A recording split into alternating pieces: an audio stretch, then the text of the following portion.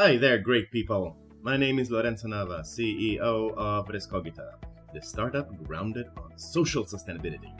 And on this episode of the Sustainability Podcast series, we are going to talk about the principles of sustainability. So, sit back, relax, and enjoy. Sustainability is grounded on 4 principles or pillars. And that is human, social, economic, and environmental. And through this series, we are going to thoroughly explore each one of them. A summary of the 4 pillars can be said in 3 words, or the 3 Ps: profit, people, and planet, which is the approach that can and is being adopted by companies for their long-term planning, or as we call it, a beneficial for all approach. However, let's not do the mistake of believing that it is all on the private sector as a culprit of all the evils and the one that needs to change. It is something that concerns and calls to action individuals as well as communities by impacting personal and social habits, and the public sector, as the present situation demands the right policies and legislation to be put into place. Having said that, it is a shared responsibility among each and everyone.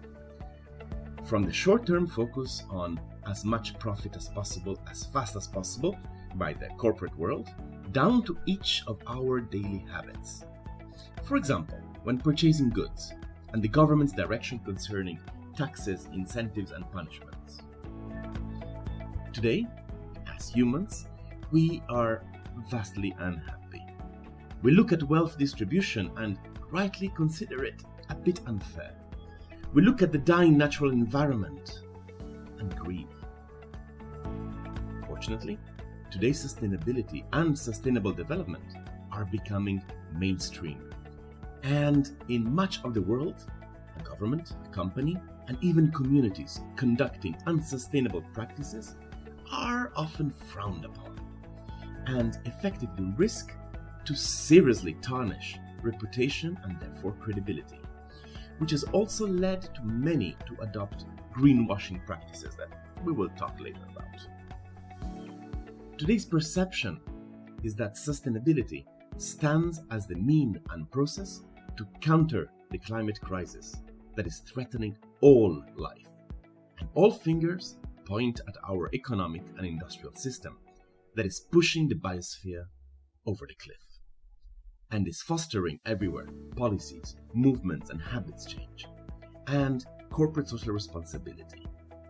Very few today, if any at all, would boast having unsustainable practices, and those who do try to mask it using green terminologies while changing nothing concerning daily business. As promised, now let's look at these 4 pillars. Just a quick reminder.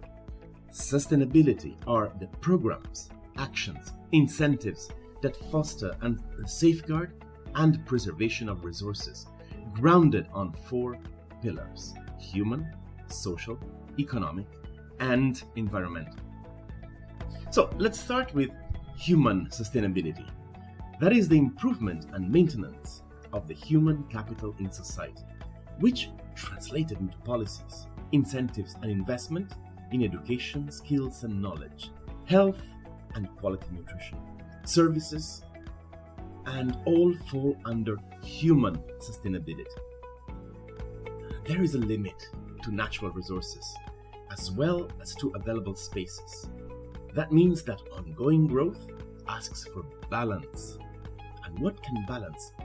This is improving public health and accessible economic well-being to all. If we look at this from a private sector perspective, we are looking at businesses seeing themselves as an integral part of society, with its duties and privileges, and promote their businesses' values as well as promoting and respecting the human capital. The focus of human sustainability is understanding the importance of everybody involved in production and providing services. This can be direct or indirect or just stakeholders. And that is because everybody, and nobody's excluded, are impacted by unsustainable practices. A community is affected by unsustainable and polluting mining, just as much as a community is impacted by a clean, renewable energy practice. Human sustainability concerns those skills, abilities, and capacities that support the sustainability of bodies and organizations, and are all for the well-being of communities and society as a whole, because that benefits everybody and everything.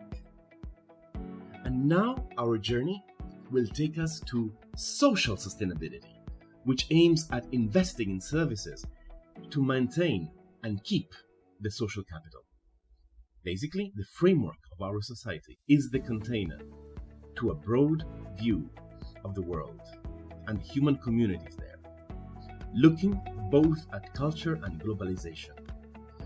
In a few simple words, keep future generations safe, knowing that everything we do impacts the world one way or another. Keep and improve social politics by applying concepts and processes such as cohesion, mutuality, honesty, and recognize how relationships between people are important. Perhaps legislation and policies can support that. Opportunities to share ideas, foster rights and equalities. This is an essential part of sustainable development goals.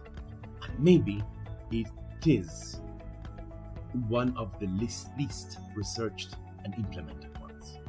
Although it does support a parallel social and economic development, aims to protect the environment, wants to see equality as widespread principle and practice among society, because economy, society, environment are not only interconnected, they are mutually dependent. And that takes us to economic sustainability.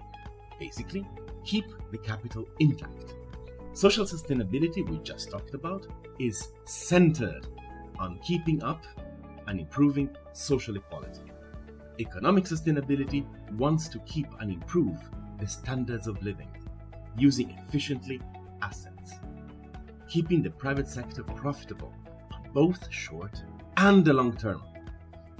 The goal is to maintain economic growth through sustainable development. Therefore, disagrees with the principle of economic degrowth and stepping back as a movement support.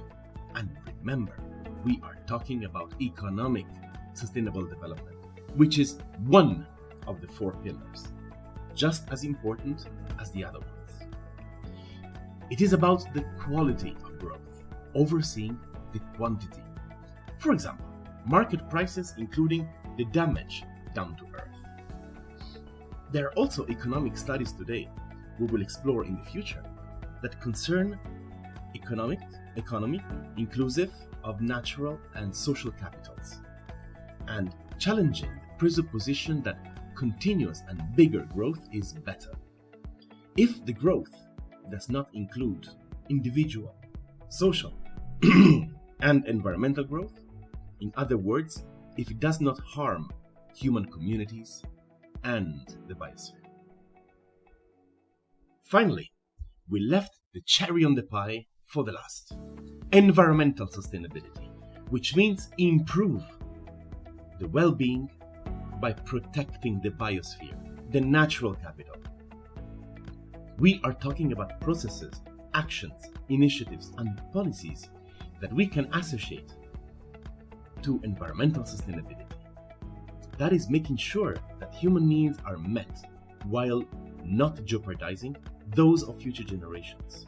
For example, how can a business integrate the 4 pillars, tackling each one of them equally: human, social, economic, and environmental?